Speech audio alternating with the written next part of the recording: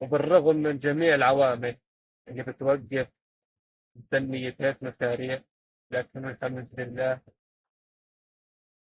الحكومة السورية مستمرة بالرغم من جميع الصعوبات، من جميع الفتن اللي قاعدة بتصير بسبب بعض الأشخاص طبعاً على السوشيال ميديا.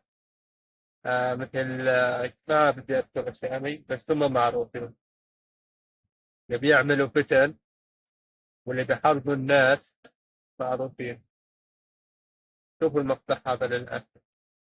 أيام قليلة بتفصلنا عن تشغيل محطة النيرة والمسؤولة عن تغذية كامل أحياء حلب الشرقية. المحطة متوقفة من عام 2017 وشركة الكهرباء عم تعيد تشغيلها بشكل تدريجي. المحطة بتضم 3 محولات وكل محولة استطاعتها 30 ميجا، وشركة الكهرباء استطاعت تأهيل محولة حتى الآن، والمرحلة القادمة تأهيل كامل محطة النيرات. بس في مشكلة، البنية التحتية للكهرباء بالأحياء الشرقية مدمرة بشكل كامل، والخطة الحكومية بعد تشغيل محطة النيرب إعادة وصل الأحياء الشرقية وإعادة كهرباء لها خلال هذا العام. طبعا مين السبب بهذا الأمر؟ هو النظام المخلوع والطائرات الحربية الروسية يلي قصفوا الأحياء الشرقية بشكل كثير كبير بوقت سابق.